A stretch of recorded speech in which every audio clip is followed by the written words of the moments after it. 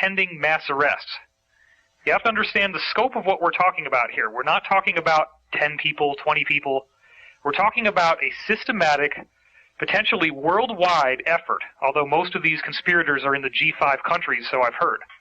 But it's a very widespread effort to effectively give us, as a planet, a massive dose of antibiotics against an infection that has been threatening to almost completely destroy its host. The host being the Earth and its people, and the animals and the plants and the trees and everything. So Drake came along on the internet recently. I was sent an email by him announcing that he was going to have some radio shows. But when the email first passed by my desk, I didn't quite catch the impact of what it was saying. Because up until now, the only people who have really been reporting on these pending mass arrests whatsoever have been Benjamin Fulford and myself. And in both cases, we have, together and independently, sets of contacts, some of which are deeply embedded within the Pentagon, who have reported to us that this is very real. In fact, I had heard from an off-the-books source, this is not somebody who's gone public at all, that this had been sparked by 9/11 to a large degree, that many people in the military realized that they were not in the chain of need to know, and that this was not Arabs with box cutters who caused these buildings to fall into their own footprint. If that could happen, if kerosene can melt steel, then every kerosene heater ever built is a massive hazard. But yet they're all sitting there just fine. So something is going on here. People know about it, they're scared of it, and in what I call the sheep effect, they feel that if they keep their head down, then the wolf won't know that he's been spotted, but the sheep who's dumb enough to look up and stare the wolf in the eye is going to make him charge, and that's the one who ends up dying. Well, I'm not afraid of death. Neither is Drake. He's here, and he has put a public face behind something that up until now has sounded like two guys stroking their egos, trying to say something that makes everybody feel good but has no teeth behind it. And now here you are, and I want to hear what you have to say. So why don't you tell us a little about yourself and how you got into all this? Well, what I'd like to do in conjunction with that is let people know what we're not. Okay, great. This will give everybody a better idea as to what's going on. Oh, I'm sorry. One more thing I should point out is that I called you the other night, and we spoke for 4 hours and 22 minutes is what the phone said when I hung it up. And I called you jointly with one of my very senior top insiders. So you will now be able to vouch that you spoke to him and how amazing that discussion was. And more importantly, I've trusted him, built it up over years, and he vetted you out and actually identified dozens of specific points that you said that are not on public record that you could not have known unless you are the bona fide, authentic, real deal. So I want to make that point first. Cool. So some disclaimers you said you have to give us here. What are you not? Yeah, there's a boatload of people who would like to jump on the bandwagon and get whatever they can get in terms of snatching names or name dropping, that sort of thing. They post a website with a certain name and everybody gravitates to it because of this or that. Whether it's selling anything or not doesn't seem to matter. Basically, and I want to make this absolutely clear, there's a thing called nation states. Now, the project we undertook falls under the definition of what a nation state is in terms of sovereignty. However, there is no such thing as nation states. It does not exist. There is nothing by that name from us, okay? Okay. Without affiliation, there's even less. So any of the websites out there that say nation states is probably somebody trying to either sell a widget or build up their importance, or they got an ego problem, or they want to take issue with what we are about. Now, we do not have a group. There is no group. There are several groups, but no main group. There's no leader. And we don't have a database that we keep on anybody. Most of the people are anonymous in that we do not know exactly all of the people involved in this. Now, primarily what this was a project given to us, and I'll explain the parameters of it in a minute. The process was at first an accident in some ways. The information from me came over a radio show that I complained about. Somebody took notes and tried it, and it worked. And we'll cover a little of that in just a minute. But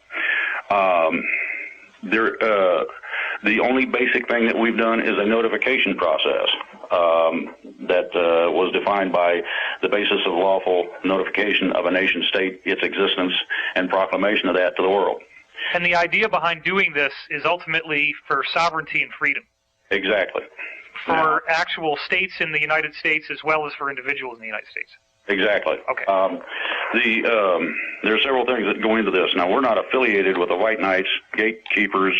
It's just us.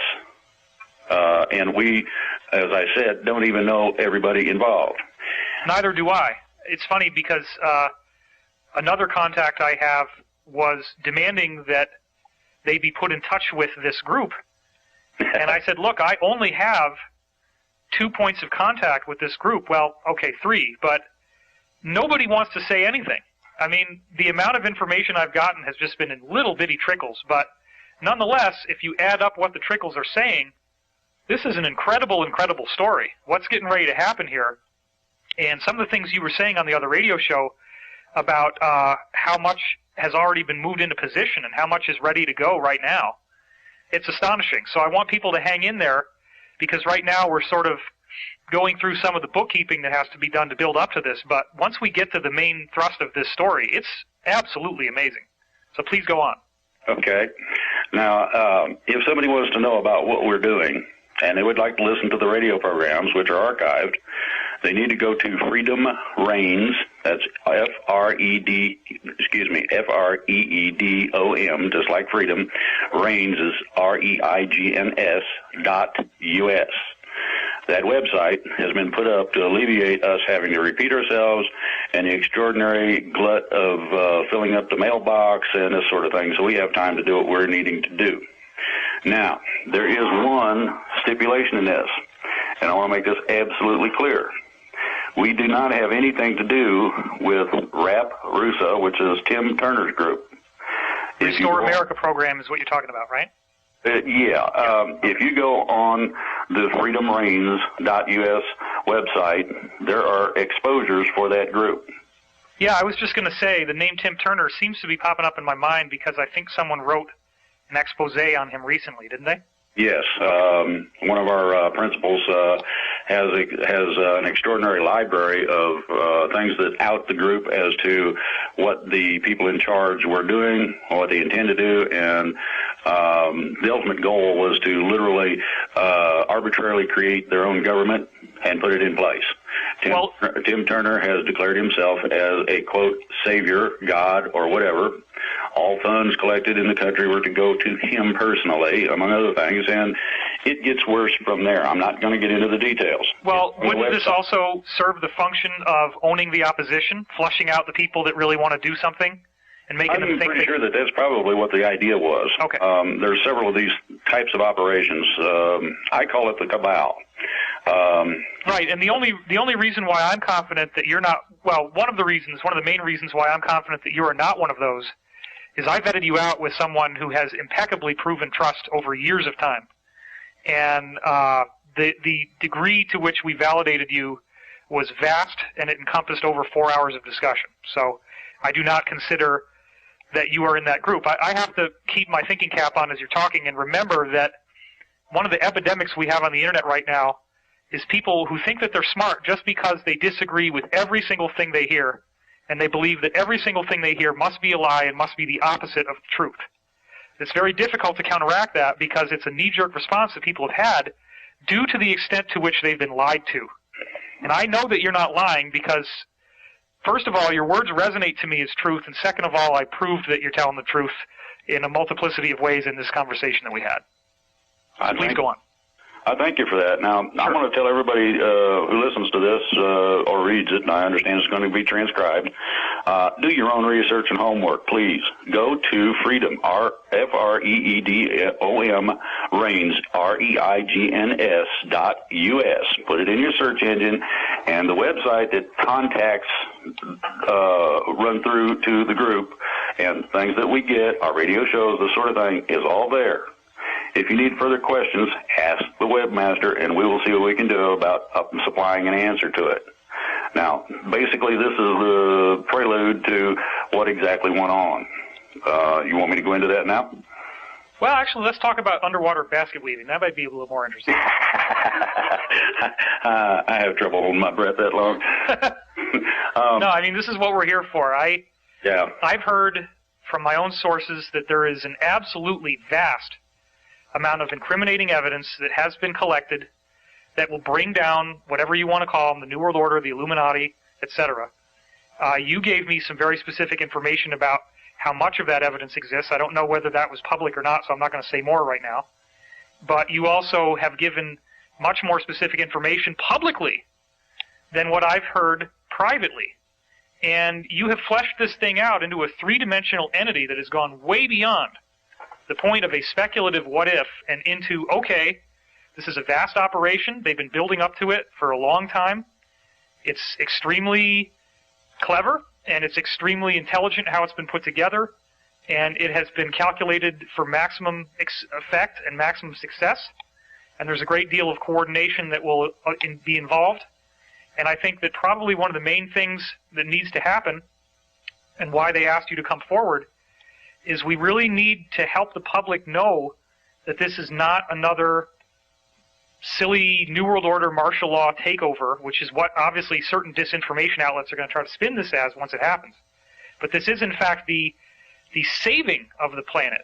And it's the military, as you were saying, not following unlawful orders and actually living up to their oath of enlistment, which says right in the oath that every soldier has to swear to before God that he will defend and protect the United States against all enemies, foreign and domestic.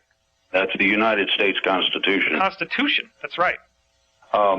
You're right about this. I learned how to. I came up above the radar by accident, but nobody else was putting out any of the basis of the plans involved, nor the level at which this is actually coming from. Consequently, I felt it my patriotic duty to at least lay out some of the basics. Now, some detail I cannot go into and won't go into. If we reach a certain level, I'll say, no, we can't talk about that, and we can go on to another subject. But the basis for this is that I learned how to walk point in Vietnam. So shooting at me does not do a lot of good other than to really upset me for the simple fact that in Vietnam, every time we sat down to eat, we'd get shot at. And scooping your food off the ground ain't no fun, and it's crunchy, among other things.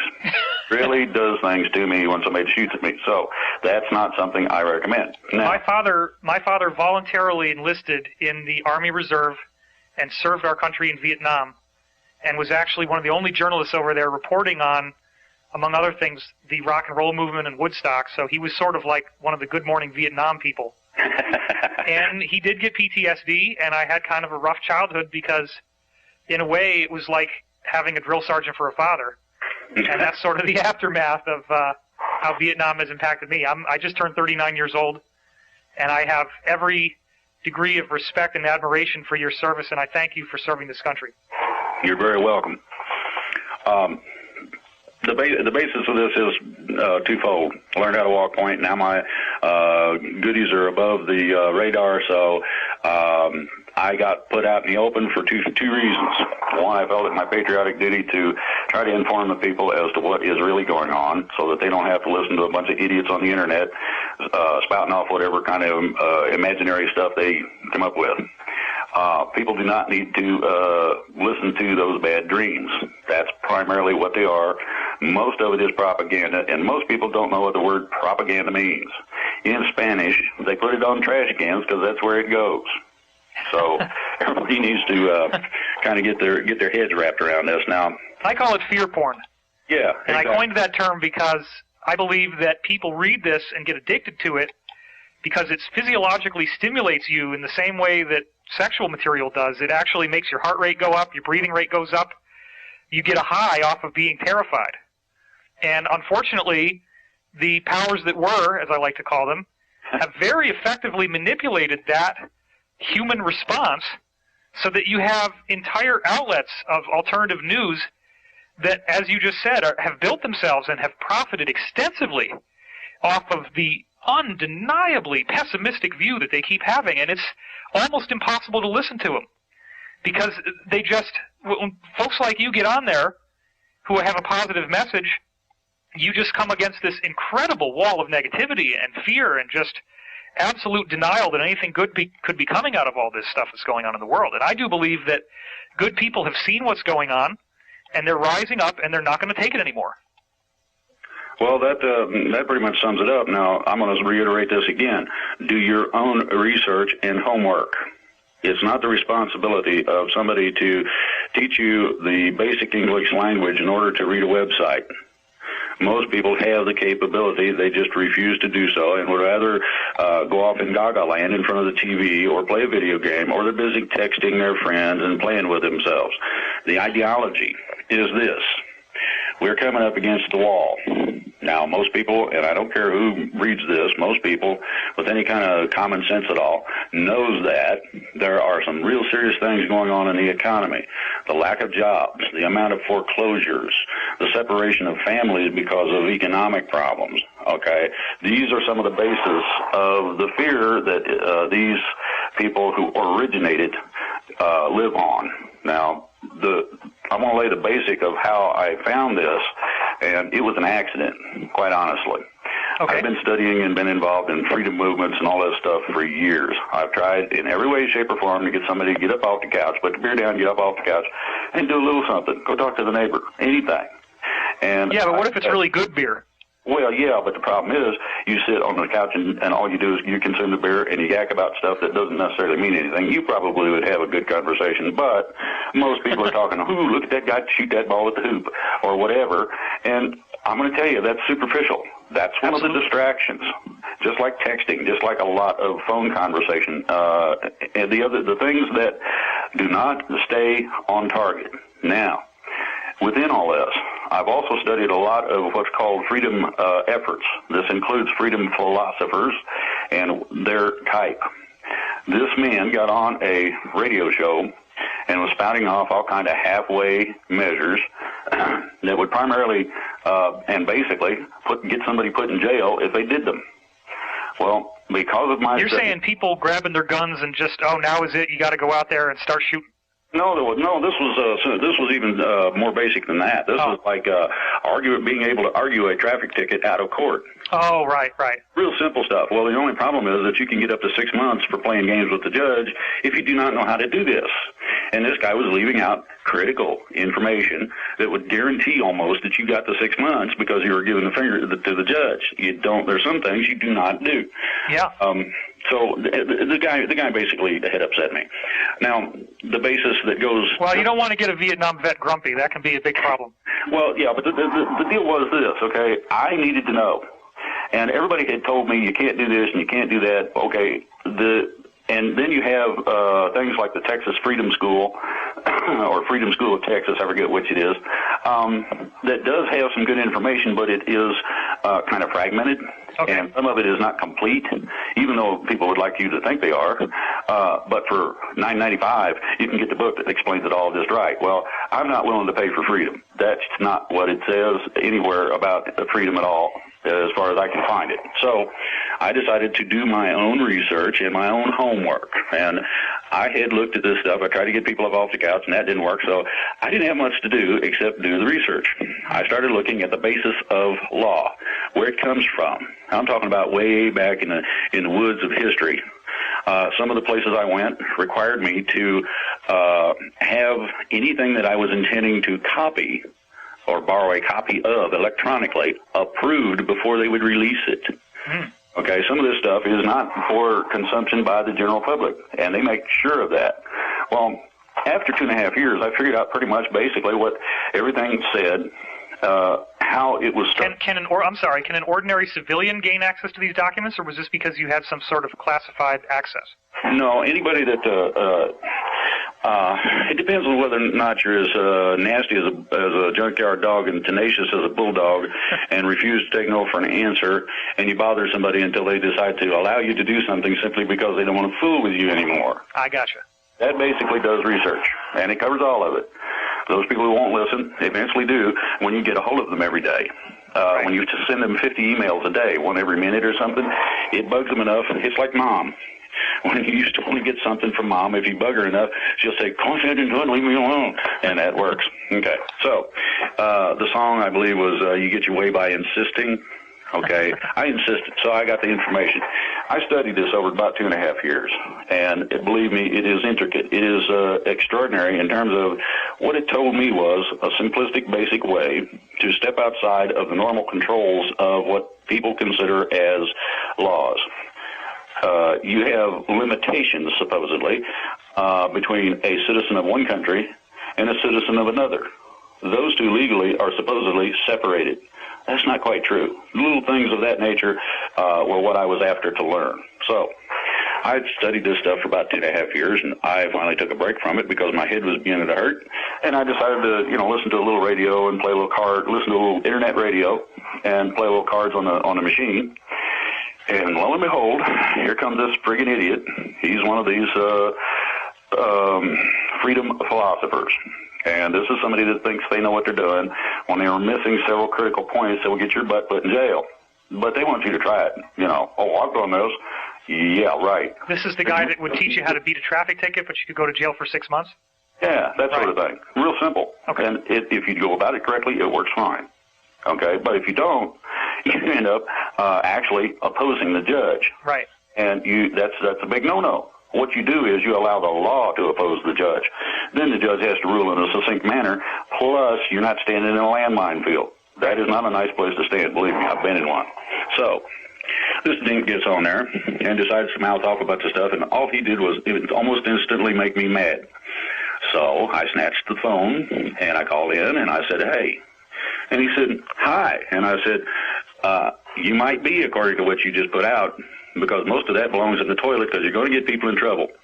"What do you mean?" I said, "Your information is not total. It's not complete, and you're going to get people in trouble by espousing this, by saying that, if you didn't ask, you can get away. You can tell the judge what to do." Well, no, that ain't part of this, and you know it. If you don't, I'm giving you a lot more credit than you deserve. So why don't you shut up and listen? Well, about this time, the host of the show comes on and says, "Hey, come on now, you're going to have to watch it." And I said, "Hey, look, did you realize that you can be held liable if somebody gets in trouble for what this guy's saying on your show?" "Really?" I said, "Yeah. Now, you want me to clear this mess up?" "Yes." So then the guy comes back with this sovereignty routine, and I got upset for the second time and told him to shut up and listen, and maybe he would learn something, that he might want to learn how to read at the same time. What I basically did was I laid out the primary basis for what is required in order to declare any area. And if you've got an area somewhere in the middle of Timbuktu land, but it's yours, and it's registered in terms of the boundaries, basically, or you have at least real definitive markings so you can tell where it is and what it is and how big it is, you can declare that area sovereign. And by doing so, you actually create your own nation state. Well, if I declared my toilet a sovereign zone, then I could drop waste into it and be pretty much like the government. Well, except that as long as it stays on within your area, yes. Now, by that I mean you should declare the whole yard and use a finger system if you're going to do something of that nature, simply so that you're protected legally. Right on. That's what I'm saying. There's little bits of information, and it can get squirrely, and it's a lot of fun to deal with. But so I laid this process out.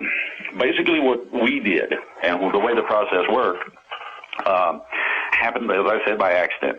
While I'm telling this guy how this works, somebody in this great state of Pennsylvania took notes. Oh, wow. And I didn't have any idea anybody would even be listening other than to shut this turkey up that didn't know what he was talking about.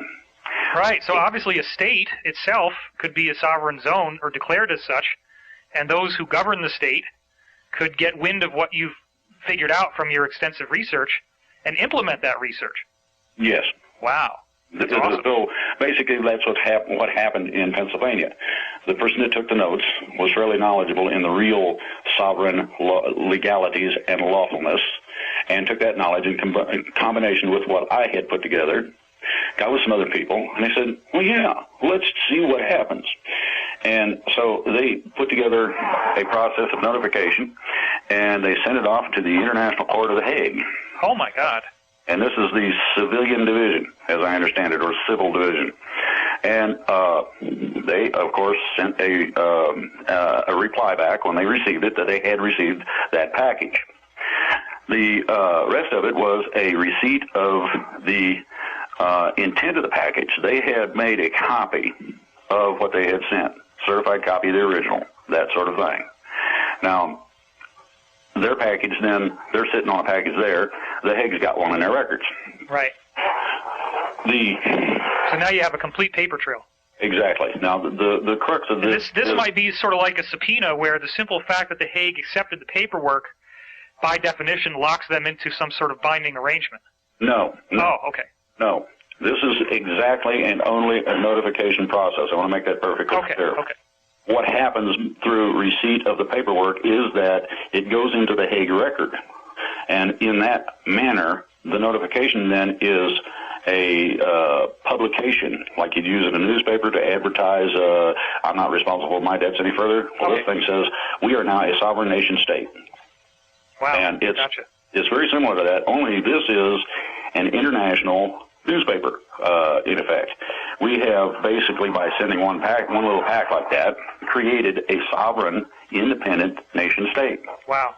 Okay, so as soon as they got receipt that this thing had been delivered, they got a call from a higher up in the Pentagon.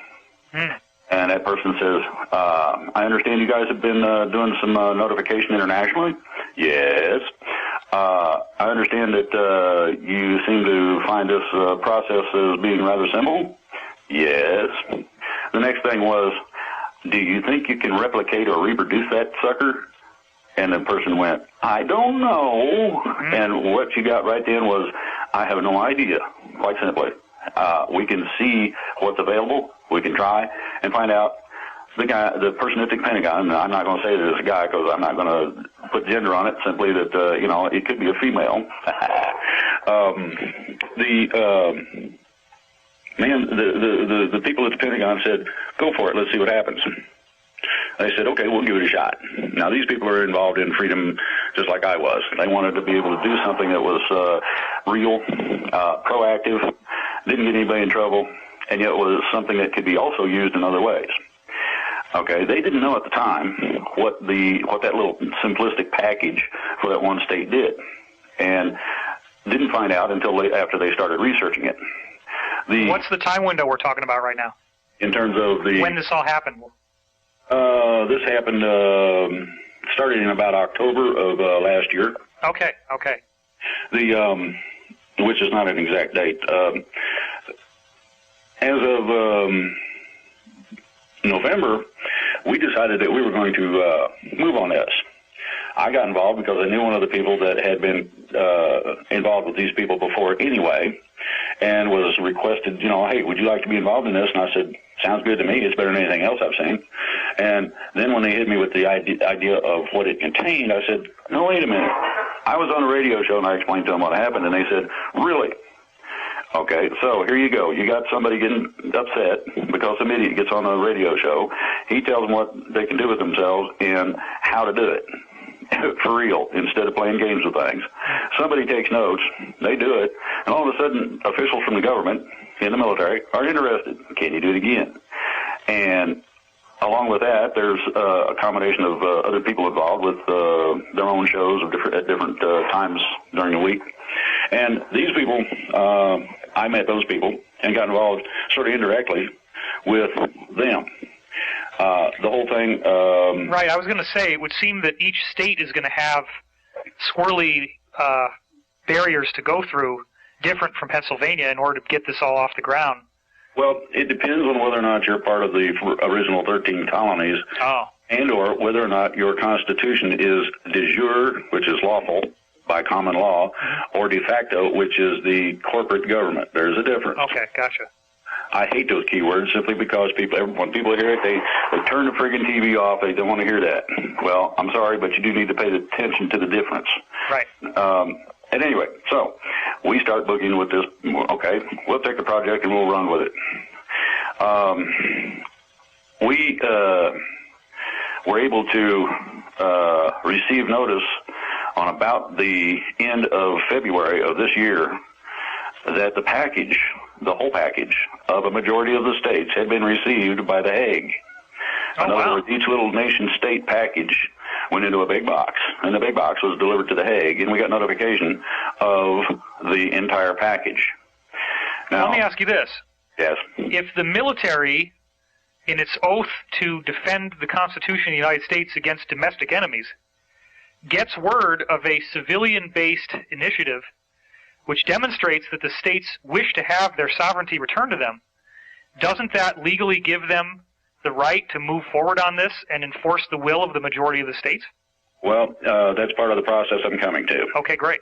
This is not just a simplistic process of sending a newspaper clipping overseas. Oh, I get that. Receipt that it got to where it was going. So the basic premise of a nation state is this. What most people used was either their own constitution or they wrote one. It had to agree with the 1787 United States Constitution to include the 13th, and I mean the original 13th Amendment, where certain people are not allowed to hold foreign offices here in the States.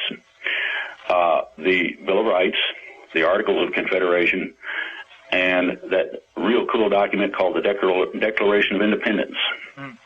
By declaring our sovereignty and our disengagement, or our effort to remove ourselves being individual states, from the corporate United States government, what this did was this rebirthed the Declaration of Independence, which states on page 2 that when the government gets out of whack, you got the right to take care of the problem. Absolutely. Now, here's the other part of this. The manner and format of using those documents, the original founding documents, in conjunction with a meeting by representative residents of a state, gives those people the right to make the declaration. This then gives legal authority by the civilian authority to the military to take actions as necessary to back up the civilian action. That's what I thought. Okay, perfect. It's kind of convoluted, and I know it's not real simple, but simply, we sent off notification. The military gave us a gold star. They just loved it. Okay. Now, I'm assuming that just so people get clear on this, you're not talking about just a group of ordinary folks who are like surfing the net and listening to truth radio. These are actually people who have some degree of influence in these states that you were networking with. No. As a matter of fact, some of them are not very well educated. And I'm going to make this perfectly clear. You don't need influence in order to take certain actions. I see. So the simple fact that we are all American citizens, everyone whom you're speaking about, myself included, any citizen has the right to do this. Yes, basically. Okay, perfect. Now, the premise is this. In terms of declaring your state as free of the United States government, and I'm talking about the corporate government and all of its affiliates, what happens is that each state becomes, according to the notification process, its own sovereign nation. So this is where the nation states handle comes from. I see. It's just a plurality of what individual states did. You have to have a certain number of people who reside in each state in order to accomplish the process. It's not difficult. We do have backup and assistance for that if somebody has problems. So in our effort, we got not only a majority of the states, enough of the majority of the states to have a cushion in case there was some problem with some of the paperwork, along with a fair group of Indian nations who also submitted paperwork in such a fashion that the basis is this. The United States has been set free from the corporate government, literally, on a lawful basis, as recognized internationally. Well, I can hear the howling laughter of skeptics who are already stroking their egos and saying, oh, sure, he can say whatever he wants, but if it ever even made it up to the Supreme Court, they would just knock it down, just like they appointed Bush in the whole election debacle between Bush and Gore. Not exactly. Okay. As I stated, I went back to the origins of law. And the origins of law come from the origins of law as written on cuneiform tablets by the ancient Sumerians. The tablet that I was privileged to get a copy of comes from somewhere in the neighborhood of 11,000 BC. Wow. Okay, from that tablet, you got ecclesiastic law. From ecclesiastic law, you got canon law. From the combination of ecclesiastic and canon law, you have all of your statutes and regulations that are considered law under common law. And now, this underlies... common law was developed basically in England so that the poor serf, and this is the hired hand that works the land and tries to feed his family and make money for the boss, right, would have some form of protection in case the some dude they were working for decided to go crazy and kick him off the land. He could object. That's where common law comes in. The basis and premise of common law is simple. It contains two basic things. One is no injured party and no property damage, and it's property of any kind, no crime. Just that simple. This is the basis for much of the legal documentation that we used. It's also some of the basis for which we used the process. Now, the neat thing about this is that the manner of the process steps outside of both ecclesiastic-based law and canon law. Any form of statute, be that local, state, national, or international. And it protects itself because it does not state anything that other than the simple notification process. So it stays within the system, but also is set in such a fashion that it's outside of any challenge. This was the idea that I was trying to find out about. Well, these occult governments obviously don't want people knowing about this, and that appears to be why you had so much trouble getting those documents. That's pretty much part of it. Now, the rest of it is that they found out about the process we were using and interfered with that as much as possible. Certain notary seals were challenged. Certain Secretary of State offices refused apostilling documentation, and a whole bunch of things. However, in spite of all the fun and games, we did get it done. It has been delivered. The copy, and I'm talking about the real copy. This is not something you run off a copy machine, but something that is traditionally accepted as a de jure copy of the legal documents, was submitted to the correct people in the military who were just delighted to find this. Oh. Now, I'm going to go back to something else. Back in the day, I was involved with nuclear defense of the country. I had some rather high security clearances, etc. Due to that fact, I was allowed at a later date, now this was after the security clearances and whatnot, but I had proved that I was trustworthy because there was nothing that I let out that was classified. There was nothing that was of a sensitive nature that I would divulge, even though I knew them. And I talked to a couple of people about this.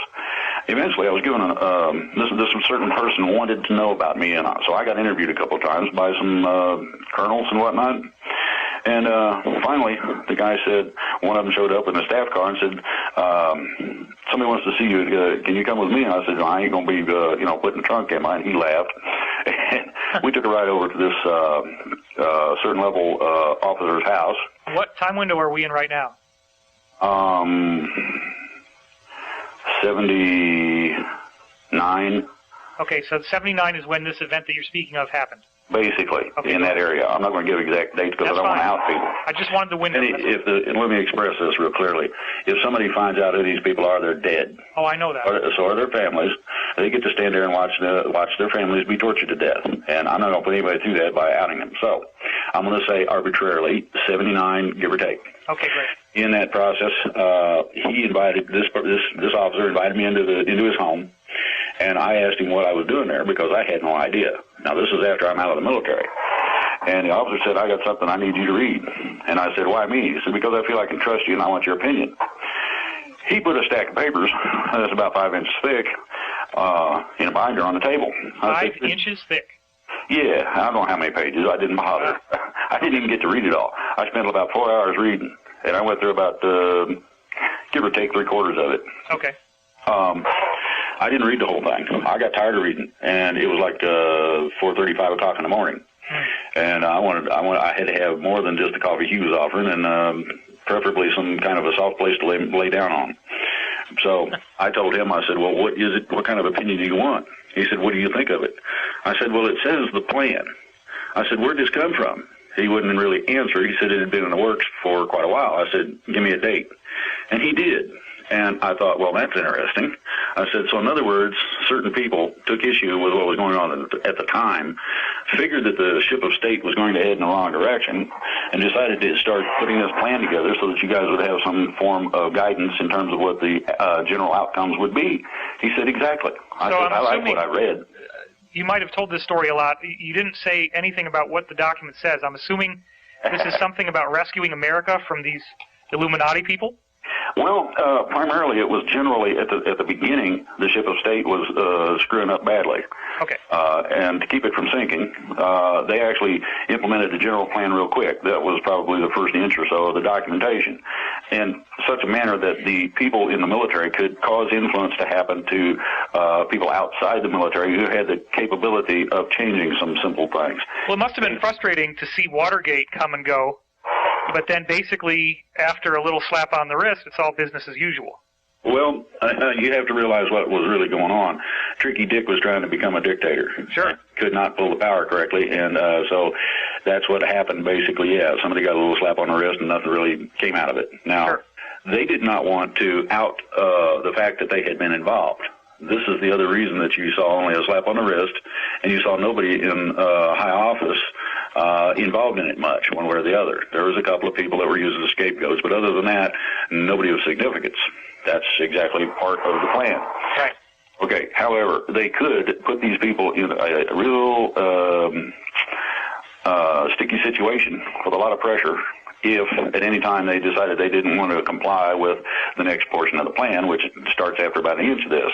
So you're going through these things one at a time. And as this is going, you're also increasing the scope of the plan. Now, the plan basically started with the idea of a military coup. I'm not going to lie to you. They were that fed up at that point, and they felt endangered enough at that point that they actually considered it.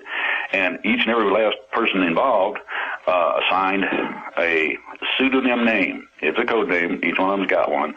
That they disagreed with the idea. That is not the way to go because it disagrees with the basis or premise of posse comitatus, that the military does not have authority over the civilian population and are not to engage them. So there was enough old-timers that disagreed that convinced everybody that was not cool, so they decided no. And so over the years, this plan built up. And it got more convoluted. It got more complicated. It got. And this is all in the 5-inch document you saw in '79. Yeah. Okay. And in '79, they didn't really know which way things were going to go because if you remember, from about '75 on, after the fall of Vietnam, there was kind of a dead space. Nobody did any real serious actions of any kind anywhere. Not in politics, militarily, or anything. During that particular time is where the rest of the document came about. These people were working 24/7 or something in order to make sure that the plan encompassed everything they could think of that could possibly come up. Okay, it's been added to. I guarantee you that. But the dead zone lasted until about 85, 86, when things started happening again. People were taking definitive action.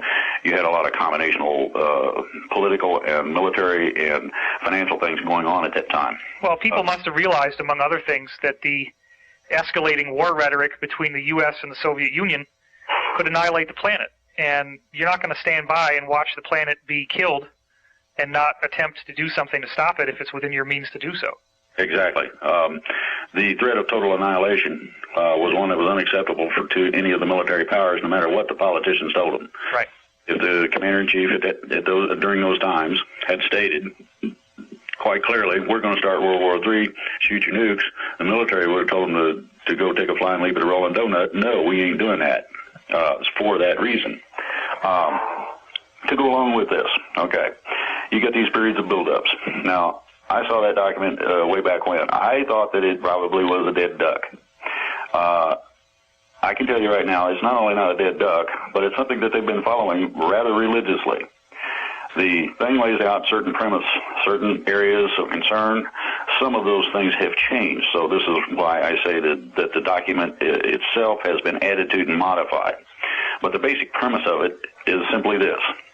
They also, just like me, were extraordinarily frustrated by freakazoids such as the Hare Krishnas or whomever was dancing in California at the time. They didn't want those people running the country. They didn't think they could really do that great of a job. I don't understand how Hare Krishnas could run the country. Exactly. That's what they thought too, and that's how come they're not now. Are they saying that these people were socially active and wanted to take over the government or something? Well, they would have liked to have found somebody that would stand up as a group and actually do something in terms of freedom. And they've been trying ever since the Hare Krishnas and whomever, war protesters, you name it. Nobody as a group collectively, nationwide, would stand up and do anything. Same problem I've had, same problem everybody that I know has dealt in the freedom areas has had. Try and pry somebody off the couch. It ain't easy. Right. So they're kind of bumping along going, boy, I hope this, I hope that the end of the world don't come. I mean, what are we going to do? We don't have any civilian authority to do anything. Well, and the amount of secrecy that would have to be observed in order to preserve this plan is vast. I mean, yes. One weak link in the chain and the whole damn load falls and breaks apart. Well, they weren't so concerned with that, but they were concerned with the fact that there were certain code names in it that would out people that were seriously interested in implementing the plan. Right. The plan was simple. The military was willing to back, with civilian authority, a resurrection of what we started out with originally in terms of government. The idea that a politician has control over a battlefield is totally averse to the idea of even being on a battlefield. Now, that's true. My recommendation to them was to quietly sneak up, take some Navy SEALs or somebody that's really good, and pick one of them politicians that's got a big mouth and snatch that dough. Put him on the battlefield, not necessarily in danger, but get him close enough so that it becomes a personal deal. And then abscond with him again, put him back, and I'll guarantee you there'll be a whole bunch of attitude changes. Well, they wouldn't do it. That was my suggestion a long time ago. Anyway, so we're bumping along with this. I've tried everything I could. I've had a combination of contacts and whatnot. I've had a combination of political dealings in conjunction with a whole lot of people. I'm sorry. Let me just take one moment here to try to track this in terms of timeline. You were presented. You can't get an exact timeline because that will expose people. I understand, but I just want to give a very vague overview. So you encountered this 5-inch monster document in '79. Basically, in that area. You mentioned that you still had contact with this insider network circa '86. Yeah. So these people stayed in some degree of contact with you and continued to spitball about what group you could actually contact that would be able to back you on this, and you kept coming up short because none of these groups were sufficient in terms of the motive and the intent to actually carry through with this plan. Well, not only that, but you couldn't get, there was no national grouping of any kind, and you cannot take a group from one state and infuse it into another one from another state. All they want to do is argue about who's in charge or whatever, and it is a righteous mess trying to do so, and it doesn't matter what group it is. And believe me, I used to get lists. Here, try these guys. Here's some more. I must have gone through, I don't know, I'd say a few thousand groups. Somebody have a website on the internet, I'd contact them. I tried everything that I could think of. I tried being nasty. I tried actually putting pictures of politicians out visiting whorehouses. You name it. I tried it, and I couldn't. I didn't even get the politician to get mad. I mean, he wouldn't address it because he didn't have to. It's just some idiot, and he probably made the picture up. So we're bumping along. I'm bumping along, and I'm beginning to get tired of it. And quite honestly, I was at the point of quitting. I just, I got my gun. Hopefully, I'm still able to shoot it if they decide to break down the front door. I was giving up. And lo and behold, along comes this crazy person in Pennsylvania who takes notes on a radio show. And this was back mid of last year, give or take. Actually, probably around May, June area, that I got on that radio show. These people took notes, and all of a sudden they did it. And then all of a sudden they contact some of the people that I'm in contact with. I'm just kind of playing around, seeing what's out there. And they say, hey, we got a possible project. I said, what's that? They explained it to me. I said, no, wait a minute. I put that out over a radio show just not too long ago. And, well, somebody not only took notes, but they did it. I said, you're kidding me. You mean somebody got off the couch? Yes. Okay. Wow. So after all those years, it's just incredible. Well, so over the period of time, from from about the 20th of February this year, since that date, we have had a free country. Now, the plan is this. The military will back, and I believe me, you got to have the military involved. Whether you like it or not doesn't make a difference. Now, there's a difference. You do have good guys and bad guys no matter where you go. There are more good guys than there are bad guys in the military. I have found very few that are actually really evil, even in the bad guys. Some of them ain't too cool to be around, but most of them are pretty great people. I fully support, as a veteran, I fully support our troops, period. So does everybody in this movement. I would say that people join the military to pledge their lives to defend and protect the Constitution and the people. Yeah, exactly. And they're not out there to enhance the lifestyles and comfort of the rich and famous. Or those who don't wish to be famous, but who are oligarchs who basically are living off of everyone else. Yes.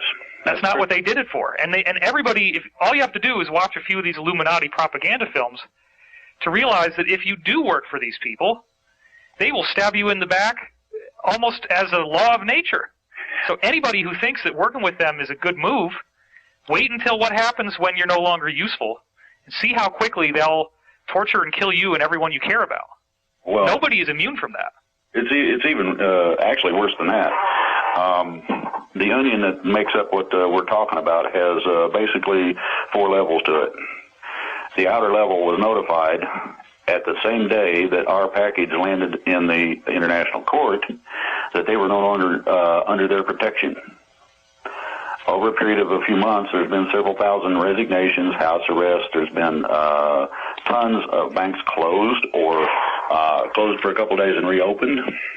You name it. Now, this is not just bankers. This is also financiers, your exchange people. Oh, yeah. Everything. I cover it on my website. There's 358 resignations documented by somebody going under the anonymous name American Kabuki.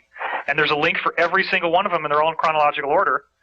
And this includes on February 29th, the resignation of James Murdoch, Rupert Murdoch's son, from the executive chairman position of News International Corporation, which is Fox. Yeah, that's basically called a protection move. He was not.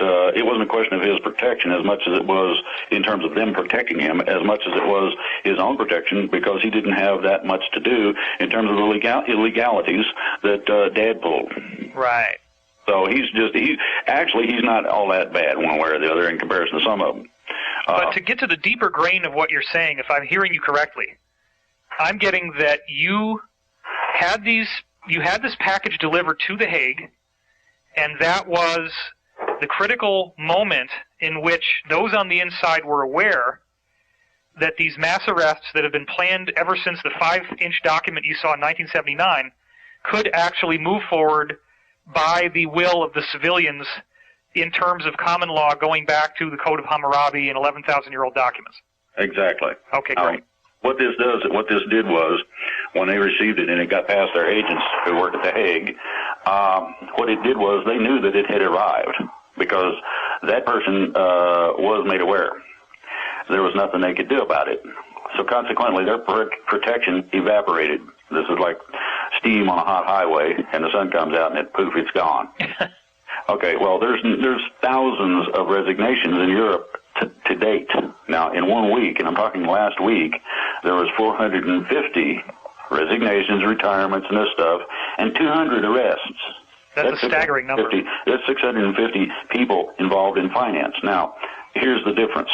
Those people under house arrest or who have been taken into custody or who retired and are staying at home are considered not very important one way or the other. They are primarily figureheads and not much more. Right.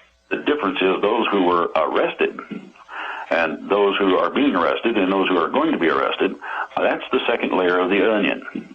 This is why we're not seeing a lot of newspaper and website articles about this, because there's no accountability of these people getting arrested in the outside world because they don't have a public position. Well, not only that, but the mainstream media is controlled by them. Exactly. Therefore, you're not going to hear this. Yeah, and I documented that extensively in my investigation, Financial Tyranny. It goes back to Operation Mockingbird and traceable information regarding the Masonic Order and guys who in 1826 were saying, yeah, we own the press and we own the judiciary and we own the police and we own the government and F you if you don't like it. Yeah. Basically, there's nothing you can do about it. People have alluded to the fact that there's something out there everybody's afraid of in terms of industrialists, people of power. This is basically what they were afraid of. That's Woodrow Wilson's quote in his book, The New Freedom. Yes, very important quote. Exactly. Now, the thing is that what people didn't realize was the limitation of, you mentioned the G5, I'm going to say the G20. Okay. And the reason I say the G20 is that some of these nations have not quite come to the light yet that they got a real serious problem, or how serious it is, and they're not fully under the control or fully beholding to or involved with the G5. So they're kind of on the edge, and they can go either way.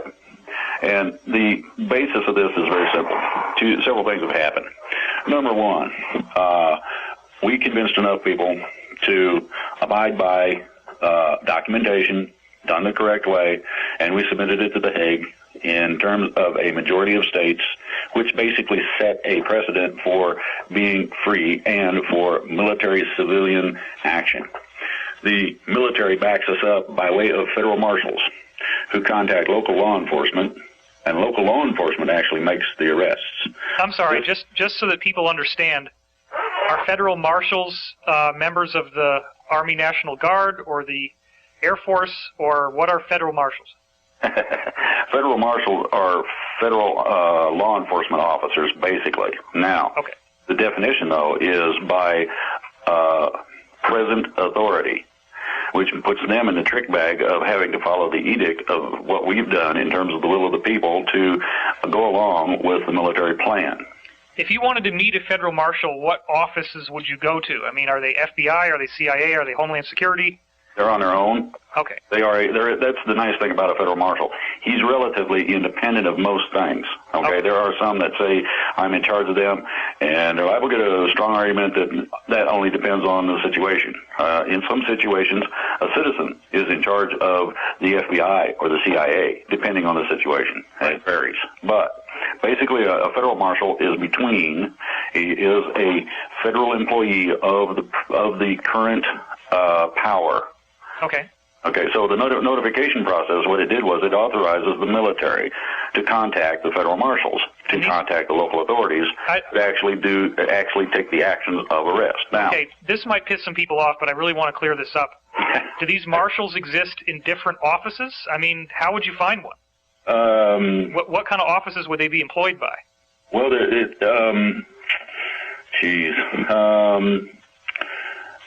National Security Administration would probably be the end office if you wanted to really look them up in that relationship. Okay. Because they are primarily tasked in such a way that a federal marshal can go across the border when the border is common to the country he comes from. So you could go from, say, Arizona or New Mexico into Mexico if need be, and you would have law enforcement authority there. Would these marshals potentially be employed in a police station? Would they be at the police station? No, they have their own offices. Federal marshals' offices. There's a variety of them. Okay. They have a combination of different duties. I don't mean to sound like an idiot. I'm cautious to make sure that people don't think that you invented the term federal marshal and that it's just some guy on the internet reading websites and, oh yeah, I'm a marshal and here's the little badge that I made. Yeah, I bought one of those yesterday down at the dollar store. I understand what you're saying. This is real. These guys are federally employed. Well, you've heard of federal air marshals. Yeah, they're on the airplane. He is a federal marshal. He just simply is on air duty. Okay. That's all the difference is. It is. And these guys, there's a lot of these guys out there. They're very well trained. They're very knowledgeable. And they're not ordinarily professional. And they're not soldiers. No, that's the neat part about this. They're in between the civilian and the military. Right.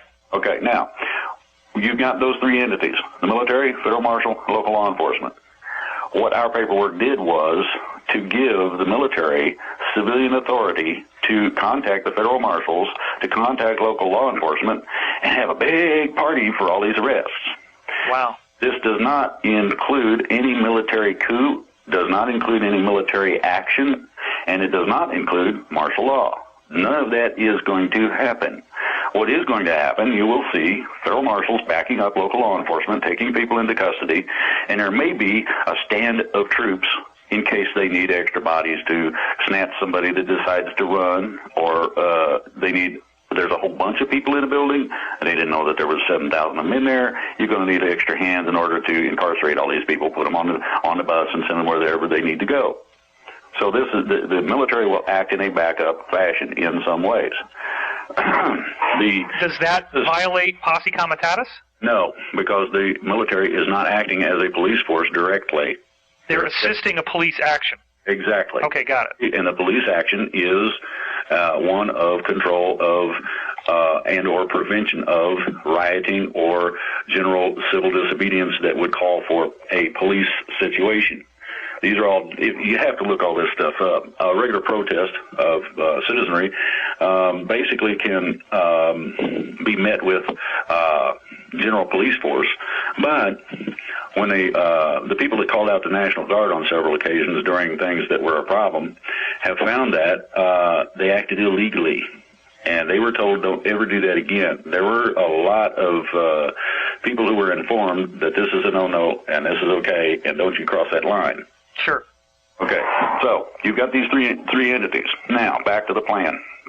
The plan stipulates several things. One, you're not going to have police state. You're not going to have the military in control. It's not martial law. They're not going to come in the house and snatch you up. That ain't happening. What's happening is this. The intent and purpose of this plan was to minimize the chaos involved in the action. Now, when you arrest several thousand people in a city, it's going to create a little bit of a hubbub. People are going to see the military. They're going to see a lot of policemen doing the job.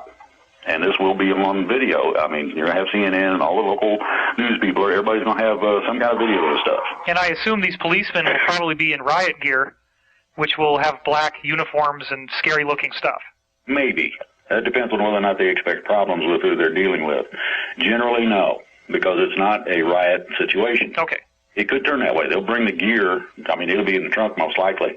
Most of your people that have been responsible for the problems are office-type people. They're not necessarily physically active or capable.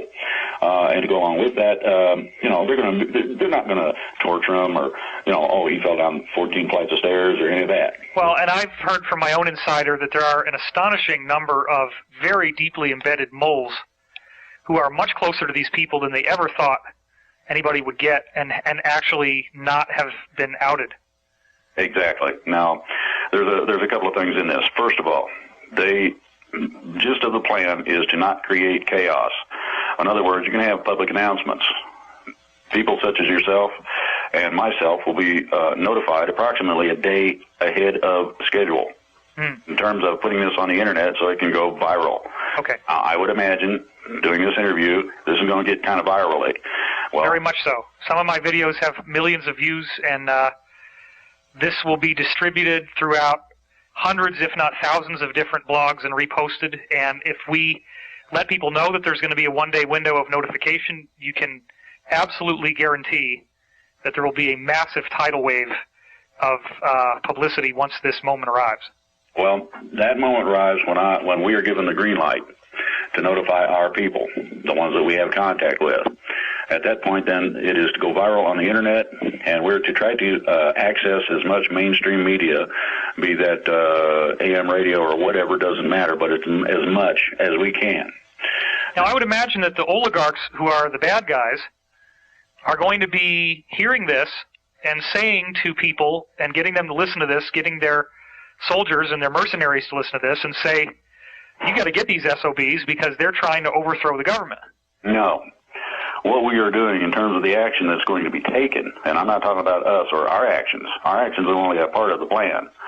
The plan basically is to arrest these people.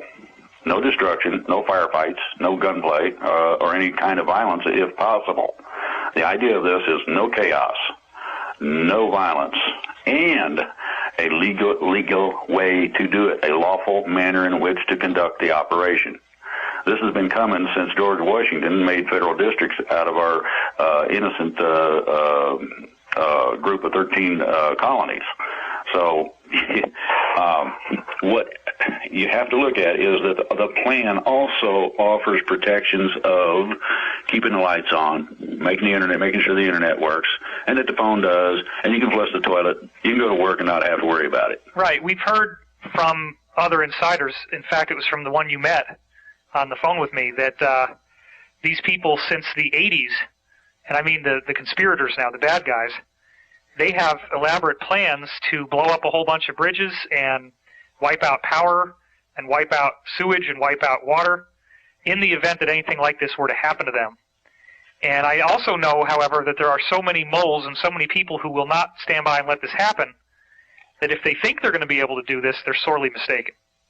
But they may try, and there may be certain levels of disruption that will need to be prevented, as you're saying.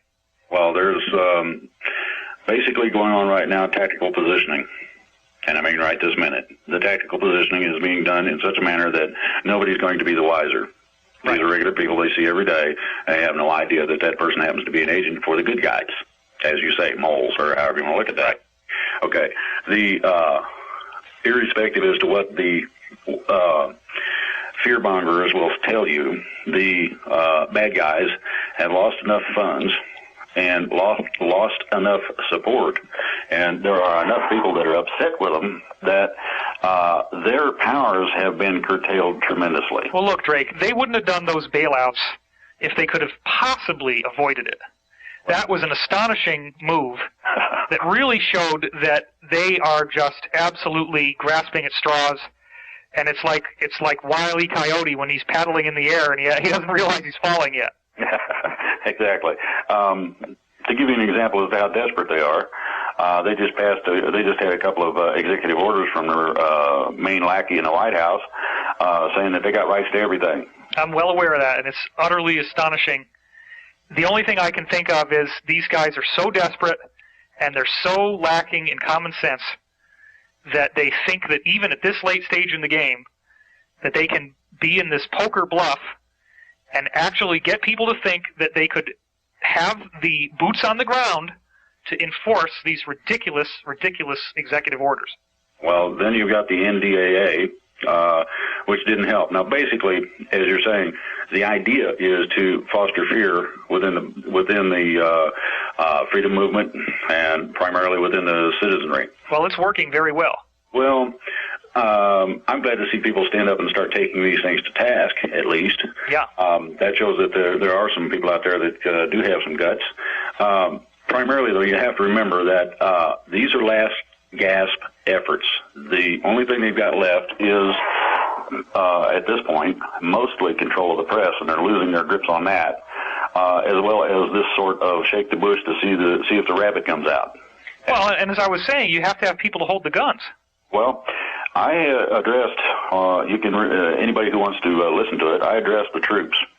That's active duty, reserve, retired, and disabled. That is, again, on the website, freedomreigns.us. And the basic thing that I have heard from active duty troops is that they have two things that concern them.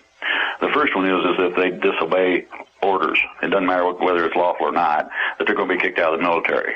Well, there ain't any jobs out there, and if these guys ain't got skills, they're screwed. And they realize this, so they're a little bit fearful of that. The other part is that if somebody decides to declare martial law, 90% of them, give or take, are going to go AWOL. And they're taking their equipment with them and going home. Now, 90%? Well, somewhere between 80 and 90% are saying, no, that ain't happening. We're not going to go after somebody's grandma with a combat weapon. That's stupid, okay? That's ridiculous. Well, what you have to remember is that there's a difference between lawful and unlawful orders or directives. The unlawful order or directive will tell you to go against what you know to be the truth according to the Constitution.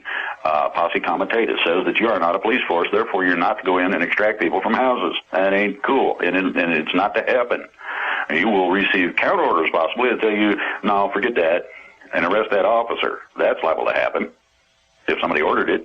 So the lawful order is going to be something that is going to be an operation that can be carried out lawfully.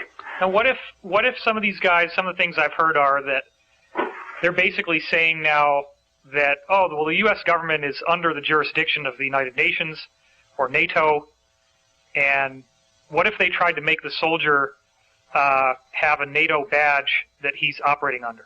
Okay. Is that a lawful order? Well, okay. That gets into the issue of being in uniform. You are not allowed to carry out your service duties when you're out of uniform. You take your shirt off and leave it off and go to formation in your T-shirt, and you'll find out how that feels. The basis of this goes to the fact that you are in the United States military, and I don't care which branch it is, doesn't matter. You have to be in uniform, the stars and bars above any other service emblem, to include your insignia patch, and that includes the United Nations and NATO. Now, the problem is that we made agreements in 1933, 1945, dealing primarily, started with the North American Treaty Organization known as NATO, also dealing with the United Nations, where basically the group known as the United Nations and or NATO, or an authorized group of nations that are our allies, can request or require our presence militarily, and we are required to comply. Okay. The reason for this is that our representatives could rescind this and don't have the guts to do so. Basically that and that alone. When they do so, then you come out from under it. Now, there's some other things in this process people are not aware of, and that is that our documents supersede anything past the date of the 13th Amendment. And what it does is, at the point of action, all of the executive orders and all the horse hockey and other garbage that has been perpetrated upon the people illegally after the point of the 13th Amendment, that's 1812. Remember that date and think about what's gone on since then. Anything that disagrees with the Constitution, first of all, is null and void of any legal or lawful impact. Further, anything that disagrees with the Constitution, basically, is to be stricken if it is a law, rule, or regulation. So, how well did I was just following orders hold up at the Nuremberg trials? It didn't. Everybody that did that got convicted. This is not considered a plausible defense, simply because you know the difference between torturing somebody and not. The field manual states that you're not to engage civilians. That means you're not supposed to step on them, etc. All of this has been covered. Now, I'm going to give you an example from Vietnam called the My Lai Massacre. Okay, there was not too much done with that, but the problem was that several people came up with that exact defense, and the court-martial said, no, that don't fly. Period. Now, they lucked out, and I mean this literally, they lucked out, because a court-martial that deals with the taking of civilian life also carries the death penalty. Oh my gosh, yeah. So they were lucky they didn't get executed, and I mean all of them, because everybody that was involved is up for the death penalty under those conditions. And it's not up to me, that's military code. And I agree with that, primarily. Torturing people and that sort of thing is not necessary. You're not going to get good information anyway.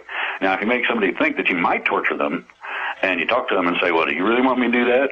And they'll say, no. And you say, well, then tell me what you know. Okay. And off you go down the road, and they'll tell you, okay, you wait a little while. You treat them correctly. Give them a little something, a little water to drink, maybe a little food to eat. You come back and ask them a second time, look, that was all BS. We're not going to do anything to you. Can you talk to me about what's going on? Yeah, man, and then you get the real information. But torturing somebody, you tell them anything, make it quit.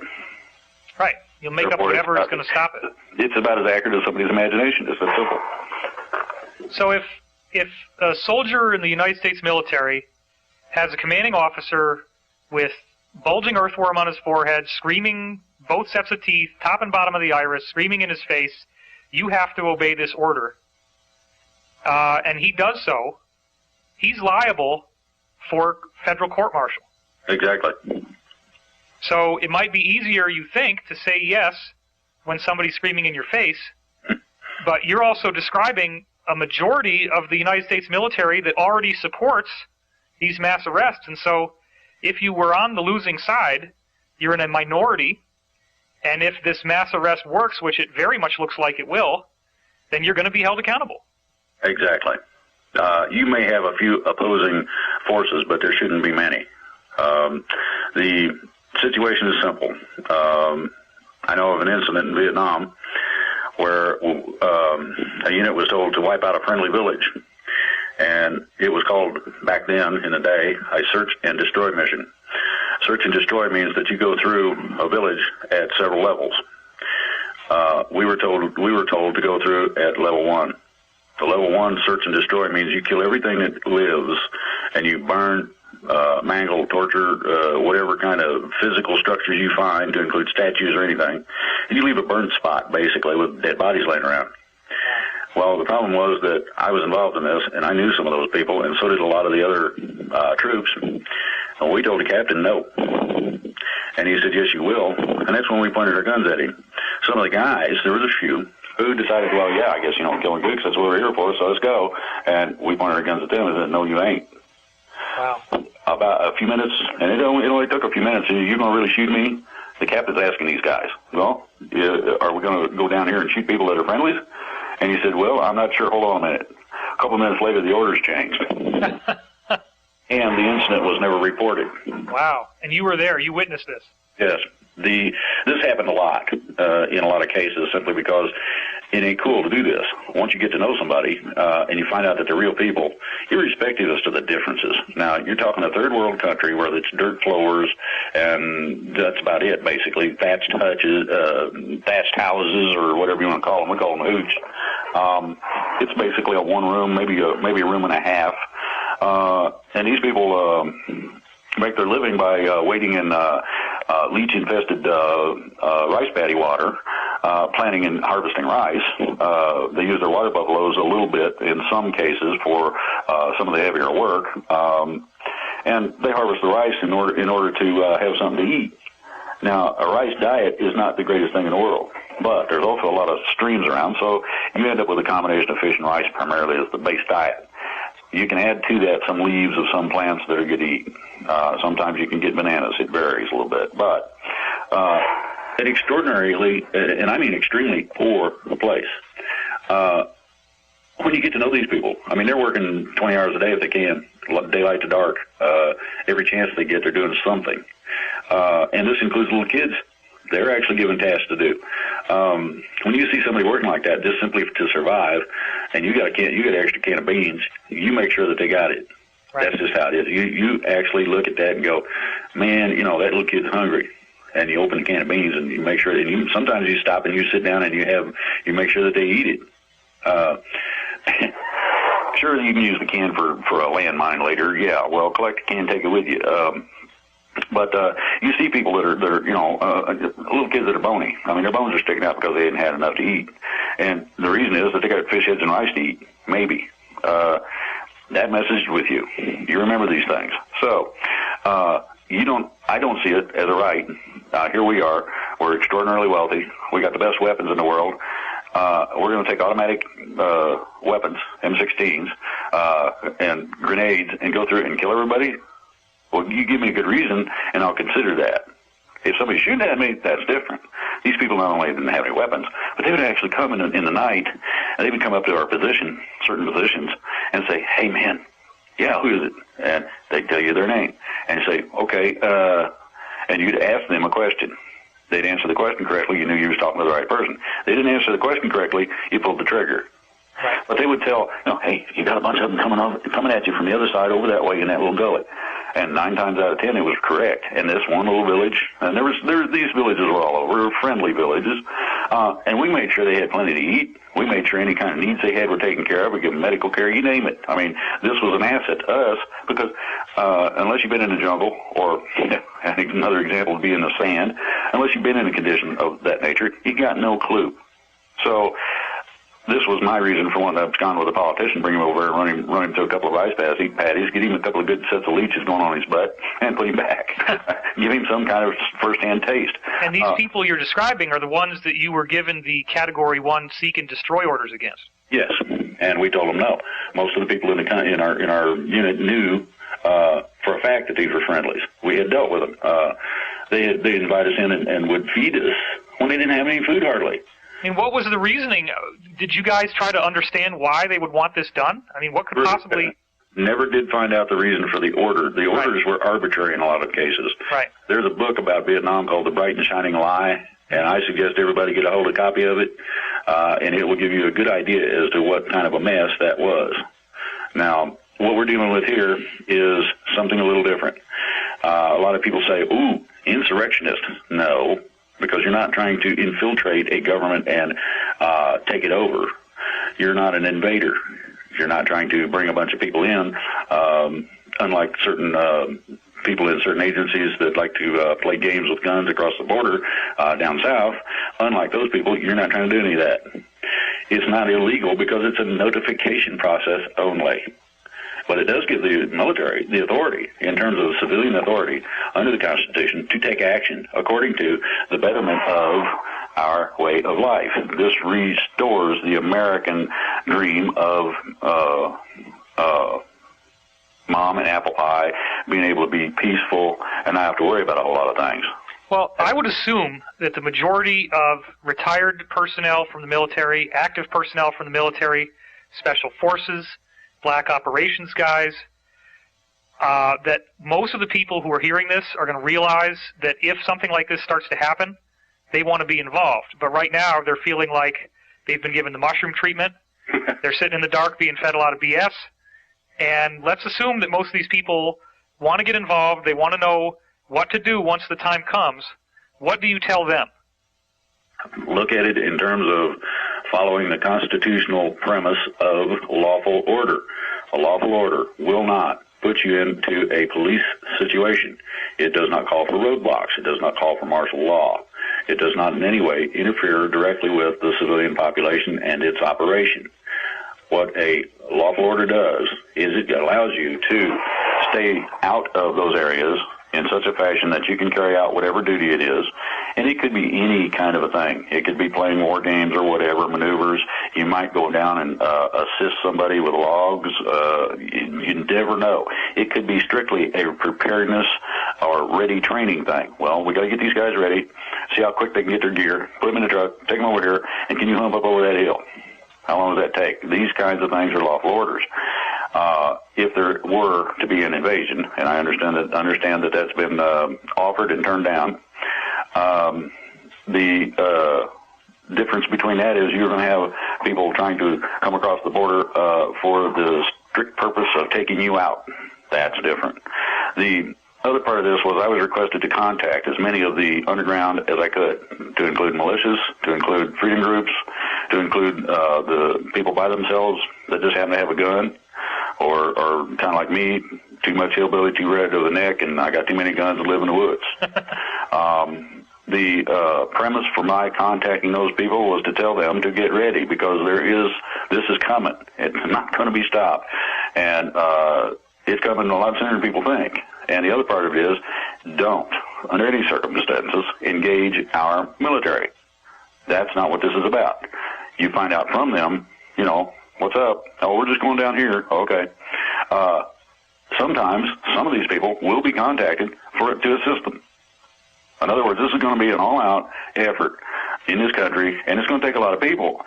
There are a considerable number who need to be removed from office or their responsibilities and contained, retained, and arrested.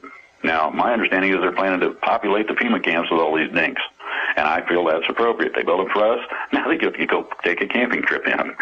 Karma is a bitch.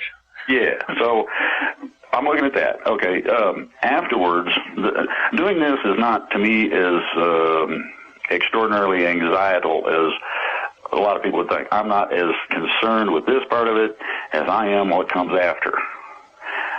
There's going to be some interruption. In other words, you need to get some extra toilet paper and a few extra canned goods, and I'm talking about have enough for, say, a month or two. And that should basically cover the lapse in time. Not all the trucks are going to be running. So there's grocery that gets cleaned out when everybody thinks that the world's gone mad, or like they do during a hurricane. Right. Then, if it doesn't get resupplied, what are you going to do? Well, this is why we got extra food. This is why a lot of people up here do. This is why people up here raise their own gardens. Simply, you can stuff and you put it up. And having that extra not only is less expensive than going to the grocery, but just in case something does screw up real bad, and it's coming, for the, say, 10 days, I don't know how many people consider the importance of this, but to me, being civilized does equate to the use of certain hygienic items, and one of those that I know of that to me is extraordinarily important is simple, plain old toilet paper. It might behoove people to think about not being able to go down to the grocery when you run out and get some more. And I'm going to tell you, newspaper doesn't make it. It's hard on certain things that you don't want to rough up.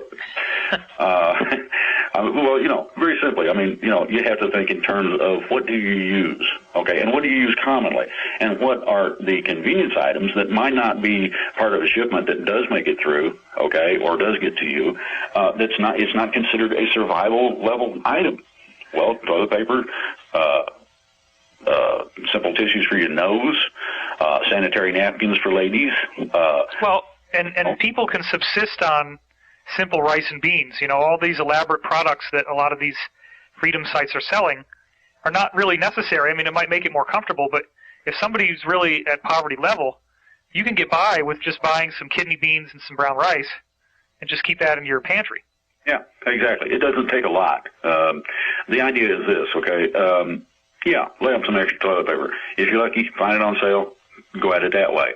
If you find something that really tastes extraordinarily good, but it's $1.49 and they got the other ones for 2 for $1, take the 2 for $1.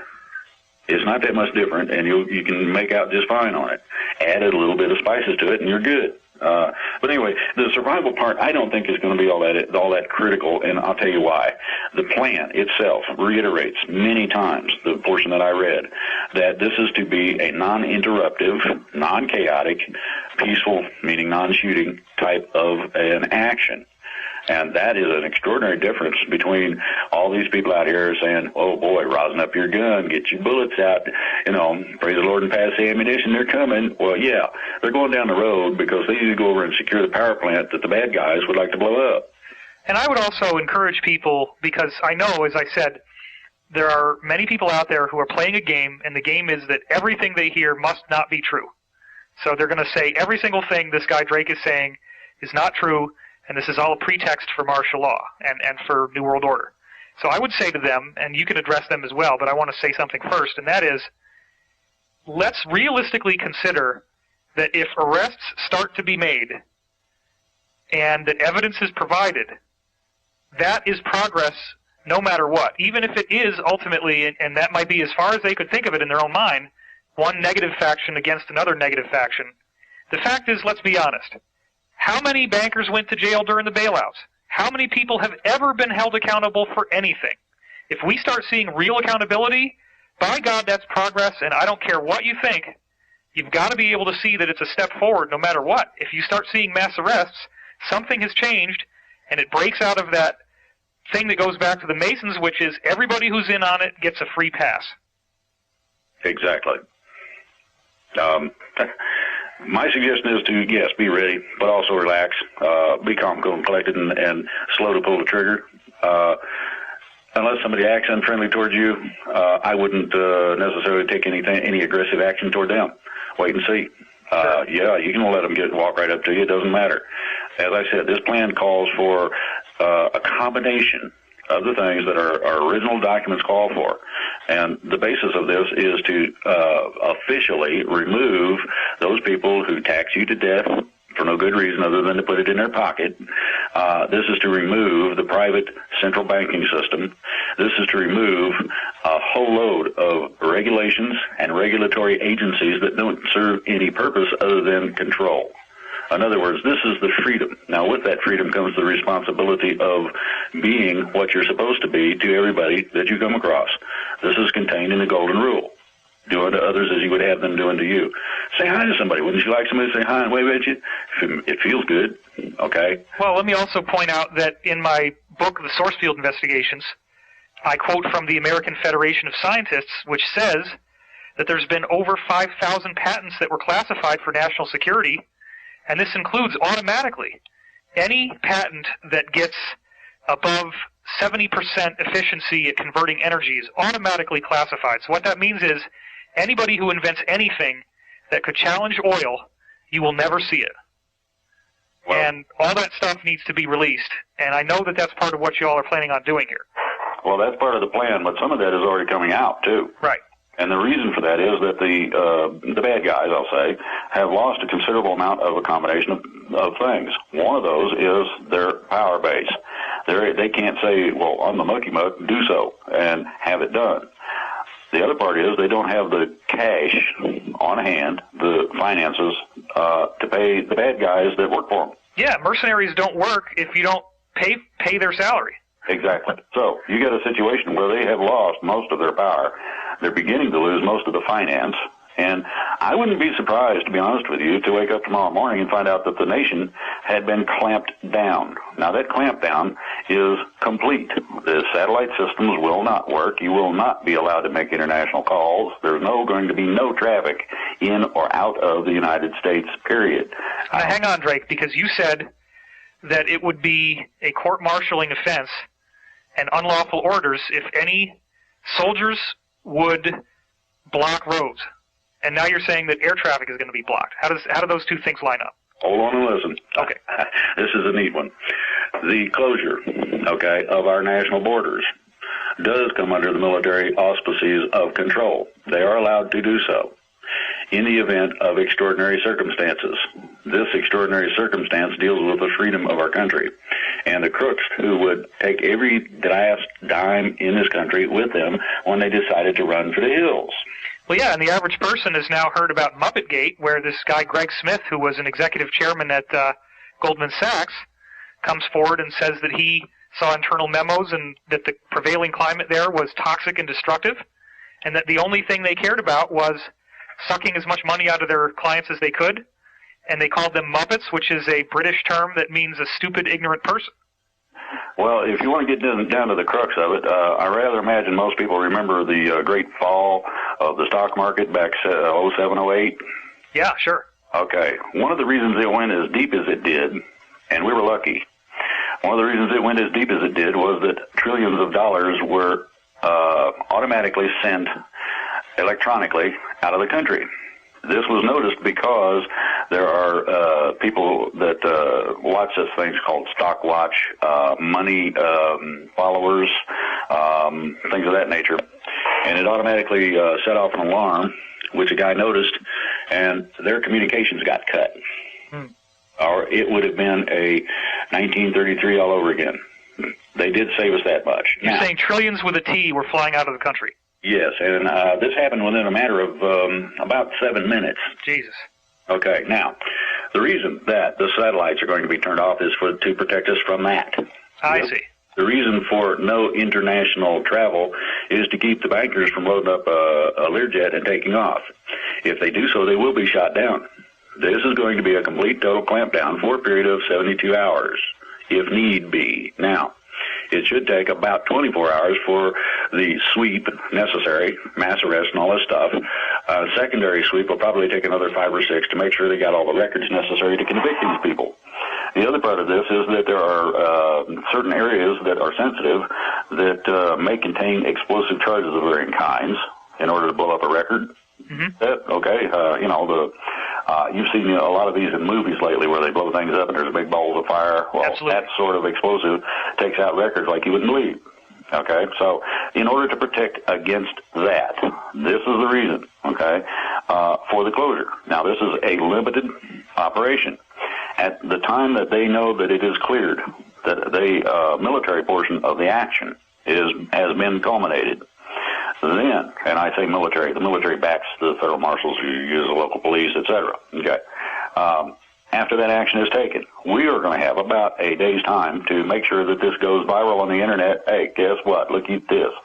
And There will be some video supplied, as I understand it. I didn't know about this until just the other day. Well, I may be talking out of school here, but I think you're underestimating it when you say the word some. I have been informed that there are DVDs upon DVDs worth of productions, some of which involve some very famous names that people will immediately recognize narrating these productions. And these productions will be apparently airing on television, nothing else, for 5 days running. And it's going to be wall to wall, and they're going to just be educating people about everything they need to know. That's what I heard. There's another aspect to this. Okay. They're going to have what's called a specific education channel.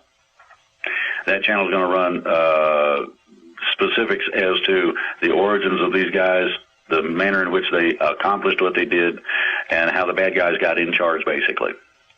Wow. The DVDs you're talking about are similar, but this is a direct education thing, I understand. It could be, now, and it's not going to be limited to 5 days. This is going to run for several months, because what it's going to do is out this in terms of the bad guys and their structure, how they took over and how to prevent it. After that, then, you get into what's called county projects, which lead to state projects, which leads to national projects. You're going to have enough people vacating from office that there's going to be an extraordinary immediate need for people who can step up temporarily, and I'm going to make this clear, temporarily to fill offices so that we can keep the function of the structure we have, basically. That way you don't have a train wreck, so to speak, in terms of the economy. You don't have everything going in the toilet all at once or services interrupted, etc. So you're going to have some people appointed temporarily, and it will be specifically stated temporarily.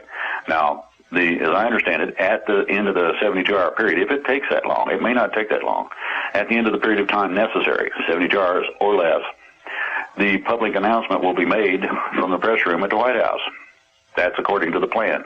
The plan has become fluid a little bit because there's been some different things go on that weren't even available in terms of materials, in terms of the types of things that are available now, back when the plan was originally written or basically completed. So it is basically something that is totally awesome to be a part of something that deals with the rebirth of a country. I feel like I ought to have a musket and some kind of funny-looking hat, and be running around the woods hollering Yahoo! I'm thrilled by this, and the whole reason why I wanted to conduct this interview was specifically to talk to you as you have all of a sudden popped out publicly and backed up something that I was almost the only person talking about.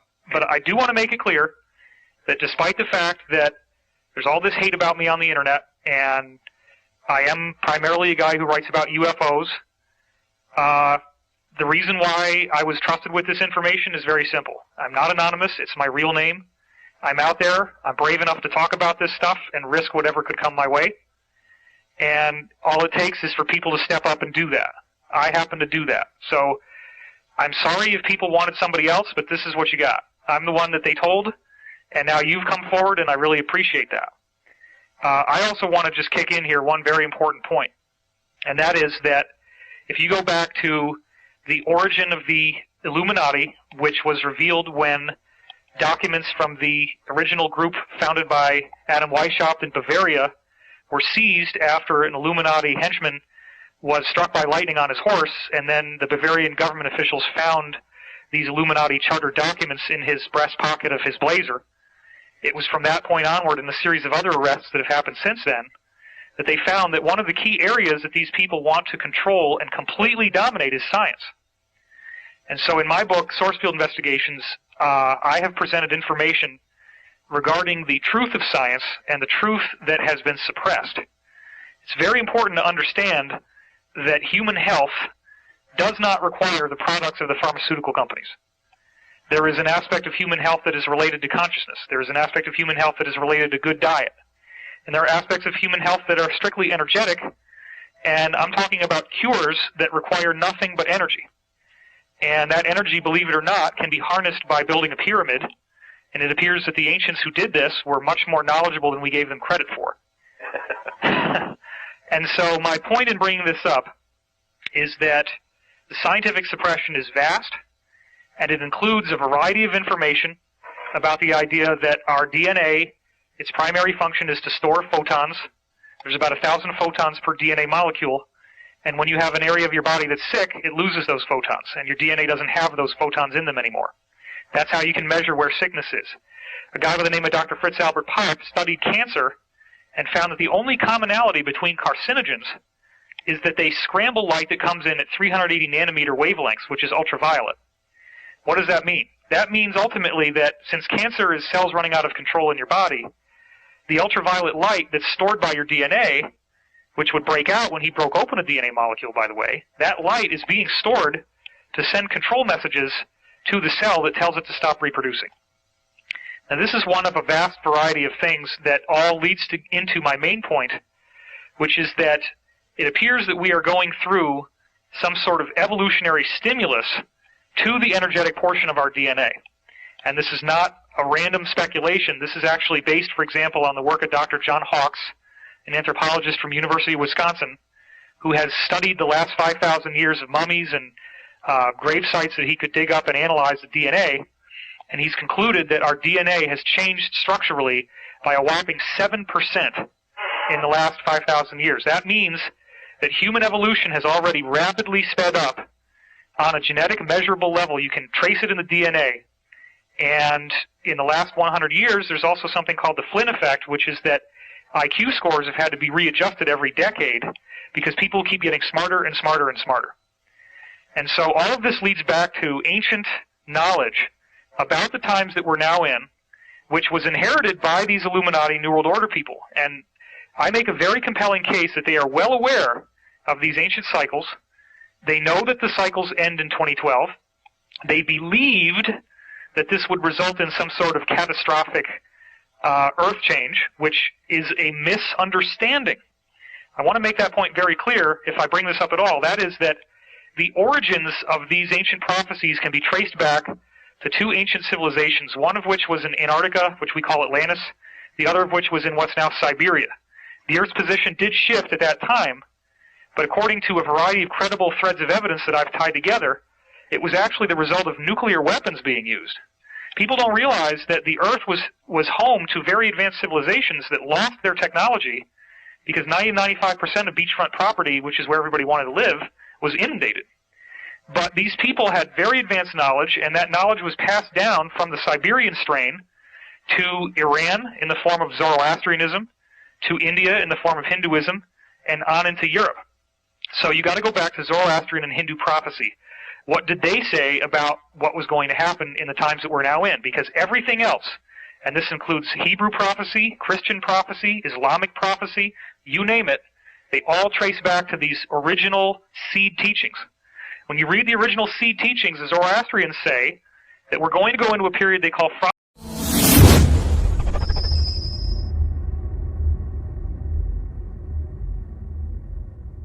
pending mass arrests. You have to understand the scope of what we're talking about here. We're not talking about 10 people, 20 people. We're talking about a systematic, potentially worldwide effort, although most of these conspirators are in the G5 countries, so I've heard. But it's a very widespread effort to effectively give us, as a planet, a massive dose of antibiotics against an infection that has been threatening to almost completely destroy its host. The host being the Earth and its people, and the animals and the plants and the trees and everything. So Drake came along on the internet recently. I was sent an email by him announcing that he was going to have some radio shows. But when the email first passed by my desk, I didn't quite catch the impact of what it was saying. Because up until now, the only people who have really been reporting on these pending mass arrests whatsoever have been Benjamin Fulford and myself. And in both cases, we have, together and independently, sets of contacts, some of which are deeply embedded within the Pentagon, who have reported to us that this is very real. In fact, I had heard from an off-the-books source, this is not somebody who's gone public at all, that this had been sparked by 9/11 to a large degree, that many people in the military realized that they were not in the chain of need to know, and that this was not Arabs with box cutters who caused these buildings to fall into their own footprint. If that could happen, if kerosene can melt steel, then every kerosene heater ever built is a massive hazard. But yet they're all sitting there just fine. So something is going on here. People know about it, they're scared of it, and in what I call the sheep effect, they feel that if they keep their head down, and the wolf won't know that he's been spotted, but the sheep who's dumb enough to look up and stare the wolf in the eye is going to make him charge, and that's the one who ends up dying. Well, I'm not afraid of death. Neither is Drake. He's here, and he has put a public face behind something that up until now has sounded like two guys stroking their egos, trying to say something that makes everybody feel good but has no teeth behind it. And now here you are, and I want to hear what you have to say. So why don't you tell us a little about yourself and how you got into all this? Well, what I'd like to do in conjunction with that is let people know what we're not. Okay, great. This will give everybody a better idea as to what's going on. Oh, I'm sorry. One more thing I should point out is that I called you the other night, and we spoke for 4 hours and 22 minutes is what the phone said when I hung it up. And I called you jointly with one of my very senior top insiders. So you will now be able to vouch that you spoke to him and how amazing that discussion was.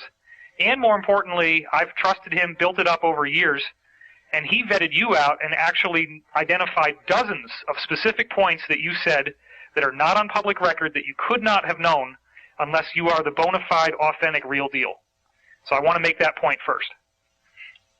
Cool. So some disclaimers you said you have to give us here. What are you not? Yeah, there's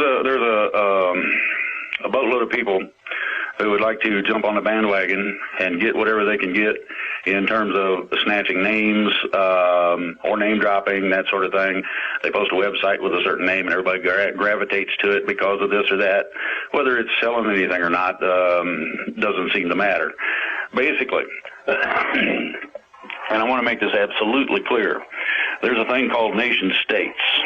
Now, the project we undertook falls under the definition of what a nation state is in terms of sovereignty. However, there is no such thing as nation states. It does not exist.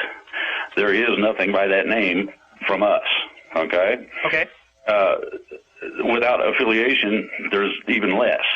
So any of the websites out there that say nation states is probably somebody trying to either sell a widget or build up their importance, or they got an ego problem, or they want to take issue with what we are about. Now, we do not have a group. There is no group. There are several groups, but no main group. There's no leader. And we don't have a database that we keep on anybody. Most of the people are anonymous in that we do not know exactly all of the people involved in this. Now, primarily what this was a project given to us, and I'll explain the parameters of it in a minute. The process was at first an accident in some ways. The information from me came over a radio show that I complained about. Somebody took notes and tried it, and it worked. And we'll cover a little of that in just a minute. But the only basic thing that we've done is a notification process that was defined by the basis of lawful notification of a nation state, its existence, and proclamation of that to the world. And the idea behind doing this is ultimately for sovereignty and freedom. Exactly. For actual states in the United States as well as for individuals in the United States. Exactly. Okay. There's several things that go into this. Now, we're not affiliated with the White Knights, gatekeepers. It's just us. And we, as I said, don't even know everybody involved. Neither do I. It's funny because another contact I have was demanding that they be put in touch with this group. And I said, look, I only have 2 points of contact with this group. Well, okay, 3, but nobody wants to say anything. I mean, the amount of information I've gotten has just been in little bitty trickles, but nonetheless, if you add up what the trickles are saying, this is an incredible, incredible story. What's getting ready to happen here? And some of the things you were saying on the other radio show about how much has already been moved into position and how much is ready to go right now, it's astonishing. So I want people to hang in there, because right now we're sort of going through some of the bookkeeping that has to be done to build up to this. But once we get to the main thrust of this story, it's absolutely amazing. So please go on. Okay. Now, if somebody wants to know about what we're doing, and they would like to listen to the radio programs, which are archived, they need to go to Freedom Reigns, That's Freedom, just like freedom. Reigns is REIGNS.US. That website has been put up to alleviate us having to repeat ourselves and the extraordinary glut of filling up the mailbox and this sort of thing, so we have time to do what we're needing to do. Now, there is one stipulation in this, and I want to make this absolutely clear. We do not have anything to do with RAP RUSA, which is Tim Turner's group. Restore America program is what you're talking about, right? If you go on the freedomreigns.us website, there are exposures for that group. Yeah, I was just going to say the name Tim Turner seems to be popping up in my mind because I think someone wrote an expose on him recently, didn't they? Yes. One of our principals has an extraordinary library of things that out the group as to what the people in charge were doing, what they intend to do, and the ultimate goal was to literally arbitrarily create their own government and put it in place. Tim Turner has declared himself as a, quote, savior, God, or whatever.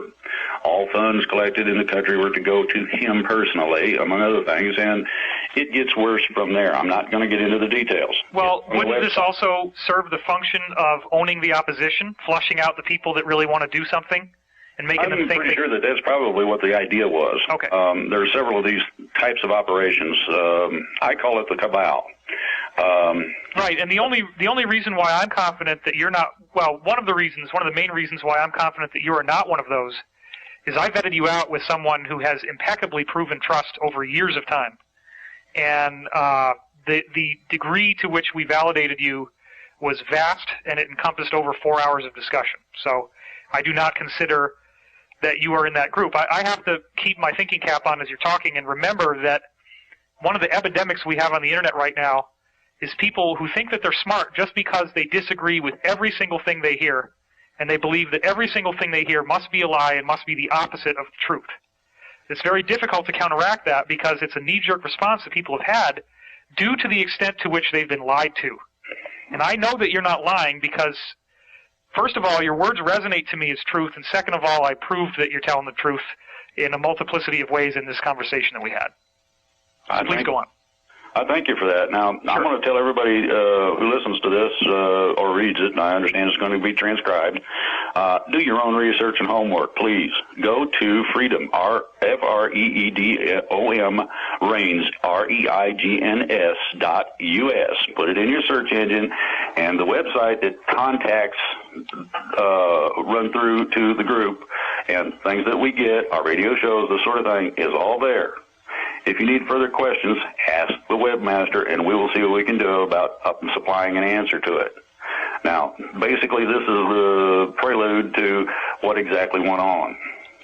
You want me to go into that now? Well, actually, let's talk about underwater basket weaving. That might be a little more interesting. I have trouble holding my breath that long. No, I mean, this is what we're here for. I've heard from my own sources that there is an absolutely vast amount of incriminating evidence that has been collected that will bring down whatever you want to call them, the New World Order, the Illuminati, etc. You gave me some very specific information about how much of that evidence exists. I don't know whether that was public or not, so I'm not going to say more right now. But you also have given much more specific information publicly than what I've heard privately. And you have fleshed this thing out into a three-dimensional entity that has gone way beyond the point of a speculative what-if and into, okay, this is a vast operation. They've been building up to it for a long time. It's extremely clever, and it's extremely intelligent how it's been put together, and it has been calculated for maximum effect and maximum success, and there's a great deal of coordination that will be involved. And I think that probably one of the main things that needs to happen, and why they asked you to come forward, is we really need to help the public know that this is not another silly New World Order martial law takeover, which is what obviously certain disinformation outlets are going to try to spin this as once it happens. But this is, in fact, the saving of the planet. And it's the military, as you were saying, not following unlawful orders and actually living up to their oath of enlistment, which says right in the oath that every soldier has to swear to before God, that he will defend and protect the United States against all enemies, foreign and domestic. That's the United States Constitution. Constitution, that's right. You're right about this. I learned how to. I came up above the radar by accident, but nobody else was putting out any of the basis of the plans involved, nor the level at which this is actually coming from. Consequently, I felt it my patriotic duty to at least lay out some of the basics. Now, some detail I cannot go into and won't go into. If we reach a certain level, I'll say, no, we can't talk about that, and we can go on to another subject. But the basis for this is that I learned how to walk point in Vietnam. So shooting at me does not do a lot of good other than to really upset me for the simple fact that in Vietnam, every time we sat down to eat, we'd get shot at. And scooping your food off the ground ain't no fun, and it's crunchy, among other things. Really does things to me when somebody shoots at me. So that's not something I recommend. Now, my father voluntarily enlisted in the Army Reserve and served our country in Vietnam, and was actually one of the only journalists over there reporting on, among other things, the rock and roll movement in Woodstock. So he was sort of like one of the Good Morning Vietnam people. And he did get PTSD, and I had kind of a rough childhood because, in a way, it was like having a drill sergeant for a father. And that's sort of the aftermath of how Vietnam has impacted me. I just turned 39 years old, and I have every degree of respect and admiration for your service, and I thank you for serving this country. You're very welcome. The basis of this is twofold. I learned how to walk point. Now my goodies are above the radar, so I got put out in the open for two reasons. One, I felt it my patriotic duty to try to inform the people as to what is really going on so that they don't have to listen to a bunch of idiots on the internet spouting off whatever kind of imaginary stuff they come up with. People do not need to listen to those bad dreams. That's primarily what they are. Most of it is propaganda, and most people don't know what the word propaganda means. In Spanish, they put it on trash cans because that's where it goes.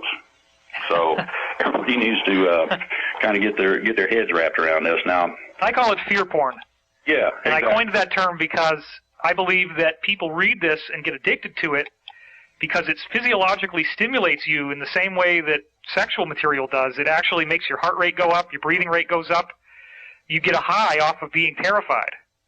And unfortunately, the powers that were, as I like to call them, have very effectively manipulated that human response so that you have entire outlets of alternative news that, as you just said, have built themselves and have profited extensively off of the undeniably pessimistic view that they keep having. And it's almost impossible to listen to them because they just, when folks like you get on there who have a positive message, you just come against this incredible wall of negativity and fear and just absolute denial that anything good could be coming out.